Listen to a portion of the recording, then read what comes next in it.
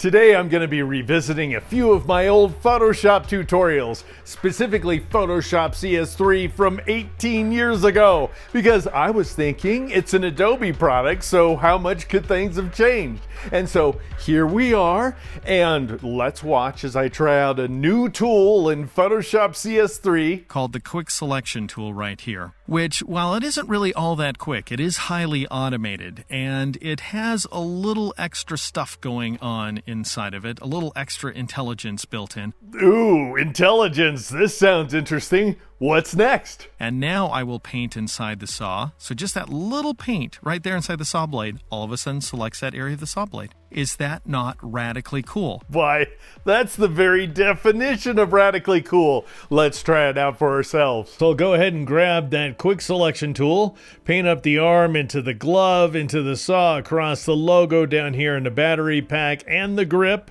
And then I will zoom in on that blade, and sure enough. Anyway, I'm going to take that value down to 10 pixels by pressing the left bracket key a couple of times here. And then I'm going to paint inside the saw blade like so. And you don't have to do a good painting. Just drag along that saw blade, and Photoshop should do the rest of the work for you. If you don't quite select the tip, just go ahead and paint inside of it again. And you can even just click inside of the tip a few times in order to just add little bits and pieces to this saw blade selection. All right, so I'll press the left bracket key a few times to take down the size of that brush. You used to be able to click and shift click with this tool to paint straight lines, but that function is either gone or broken as things stand right now. So I'll just go ahead and paint in the saw blade like so, and if you end up going too far, then you can just press the Alt key or the Option key on the Mac and paint like so. Just click as well.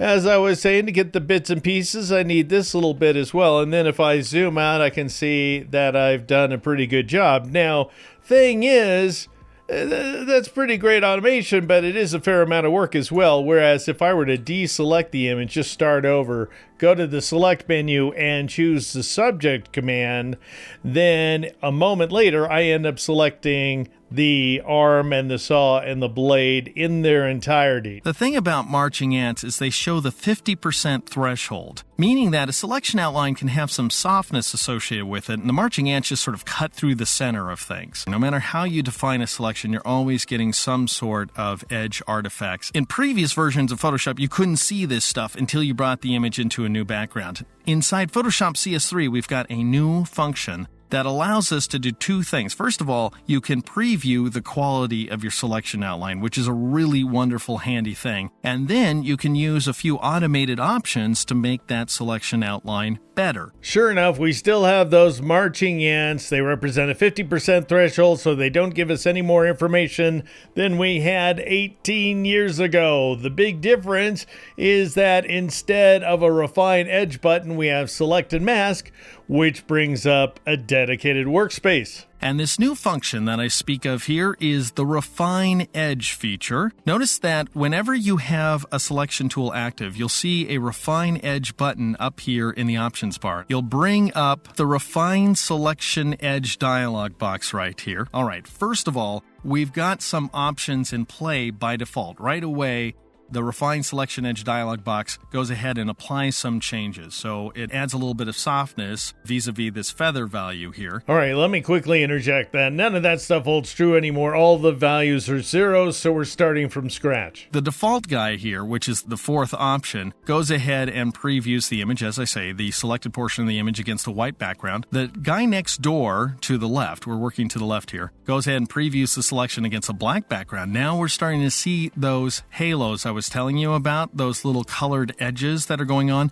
Those are the edge artifacts. That is to say, the bad stuff that's associated with the edge that we need to somehow get rid of. Personally, I really miss those old Mobius knots, but nowadays we have what is ostensibly a more sophisticated view menu, set for some reason to onion skin by default. What I was just showing you are on white and on black, but you'll want to crank the opacity up to 100% for the most contrast, and that way you can see those nasty edge artifacts. Anyway, where this image is concerned, and where a lot of images are concerned, by the way, this setting does the best job of allowing us to see exactly where the wonky edges, where those edge artifacts are occurring.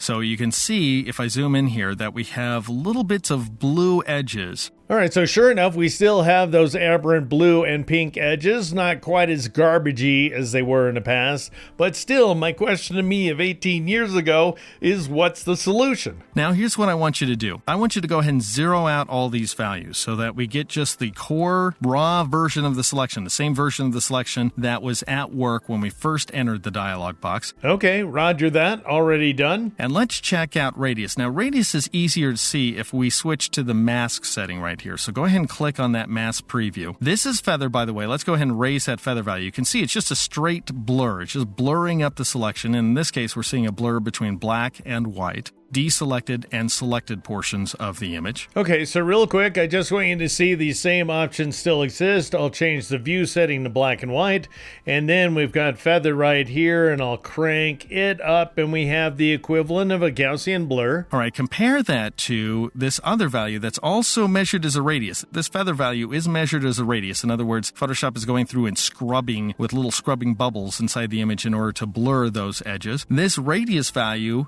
also measured in pixels, does a similar thing, but instead of a straight blur, notice what happens here. Notice you have to have higher values too in order to get much in the way of results. Instead of a straight blur, it's going through and analyzing the contours of the image and making intelligent blurring decisions based on those contours. Okay, so scrubbing bubbles aside, that's a pretty fanciful and naive discussion of how the radius value works here. So you have to twirl open edge detection. It has nothing to do, by the way, with the feather value. Rather, what it does is it sets up a channel in which the command can reevaluate the edge. So I'll crank it up to, let's say, somewhere in the neighborhood of 30 pixels. And you can see that we're getting very different edges now. We're losing some of the tip of the saw blade. And to really understand what's going on, you want to turn on the show edge checkbox, and that shows you the channel that I was just talking about.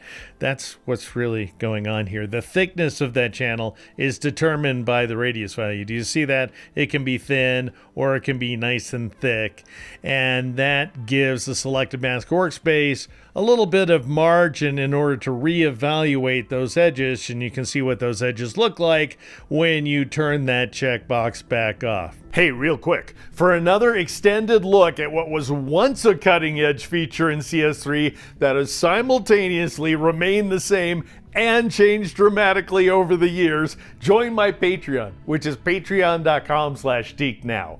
Plus, I've actually added a new tier to my Patreon, which grants you access to all of my CS2 and CS3 courses. We're talking about hours upon hours upon hours, a real treasure trove from the past. With this, you'll have access not only to my weekly Patreon exclusive videos, but also you'll be able to download and keep for all time all of my old CS2 and CS3 course videos forever. To find that, once again, go to patreon.com/geeknow. All right, and then if you don't like the blur that you have going as a result of this radius value, you can increase the contrast in order to firm up those edges. Do you see that happening? And the idea is that you can get rid of some of the noisier aspects of the edge artifacts. In other words, weird little pixels just flying off the edges that sometimes occurs. All right, that's fair. So let's say I take the radius value down to 10 pixels, and bear in mind it is the radius, so that channel is going to be twice that thick approximately, so about 20 pixels thick, as you're seeing right here. That is the area in which select and mask can do its magic, if you will. But if I turn the checkbox off, you can see that things are pretty darn ratty. If you want to firm up the edges, then you can increase that contrast value. I'm going to go ahead and turn contrast all the way down. I'm going to lower my radius value pretty low here. I do want some radius, so just a little bit of 2.0. And notice the difference. This is what the image looked like originally. This is what it looks like with just a little bit of radius only assigned to it. And now I'm going to contract that edge. I'm going to take it down to about negative 50% in order to move that edge inward. Okay, I'm excited to see how well these values work. So I'll go ahead and take the contrast value down to 0%, and I'll take the radius down to not 2.0 pixels. We no longer have decimals, but to 2 pixels. integers only for this value. And that means that we have a very thin channel. That's fine. That might be enough. And if you want to see before and after, this is the selection as it appeared, the mask, if you will, as it appeared when I first entered the selected mask workspace, and this is how things look now. So there's your preview checkbox. And then contract expand, that slider has been renamed Shift Edge. Otherwise it works the same. I'll just go ahead and take it down to -50% to move that edge inward, and we do indeed have a decent looking mask. Now, we can't really tell how it fits the saw here inside of this mask preview mode, so let's switch back to the image on black mode here and see whether that doesn't look better. And I think it looks a lot better, actually, folks. This is the version before with preview turned off. Let's go ahead and zoom in one more click so we can really get a load of what those edges look like. So the fiercely blue edges, a weird fiercely magenta edge here as well. Turn preview back on, and now we have an enormous softening of those effects and a bit of contraction as well. All right, so get set for some fierce colors. I'll go ahead and change the view setting to on black once again. And we do indeed have that kind of bluish cyan edge right there and the magenta edge as well. They're tamped down by our settings so far. So if I wanted to see what it looked like at the beginning, I would turn on show original. So it's a kind of preview checkbox. You can tap the P key as well. So this is before, this is after. It was actually smoother before than it is now. It's tighter now, but it's also kind of noisier. Do you see those little chunks? And so we can sort of smooth things out. Not using the smooth option, you could play with that, but I'm going to take the feather value up to 1.0 pixels, so just slightly up. And the fact that it is blurring the selection is tempered by this shift edge value. So I could take it down a little bit as well. So I might take it down, let's say, to -70%. I don't want to go too far because I don't want to totally lose the edges where the saw blade is concerned. But assuming that you like what you see, you can go ahead and click OK. All right, now let's test the quality of our refined selection by integrating this saw into a larger composition. So I'll double click on the background and call this new layer saw, and then I'll convert the selection to a layer mask. Yes, I could have done that inside the selected mask workspace, but in all fairness, I could not have done that in the CS3 version of the Refine Edge dialog box. And now I'll right click and choose duplicate layer, set the document to add composite, and switch to said document, and it looks absolutely great. Now, on reflection, I would not have called my product Manly Saw. I think after 18 years, we can all safely agree that that gag has worn thin. However, I think the training holds up very nicely, and as a special bonus, I'm going to offer you one last bit of wisdom. So now what's going on with this image, first of all? This happens to be an image that I shot, by the way, of my own left hand. And you might ask me, gee whiz, Deke, do your elbows totally bend backwards, or can you remove your arm and shoot it? Because I did shoot it myself, by the way. Let me explain to you how this worked. I'm going to go up to the image menu. I'm going to choose Rotate Canvas, and I'm going to choose 90 degrees CW here. That's how I actually shot it. It still required a bit of contortion, but not nearly so bad as it would have if I tried to shoot it this way. Ha!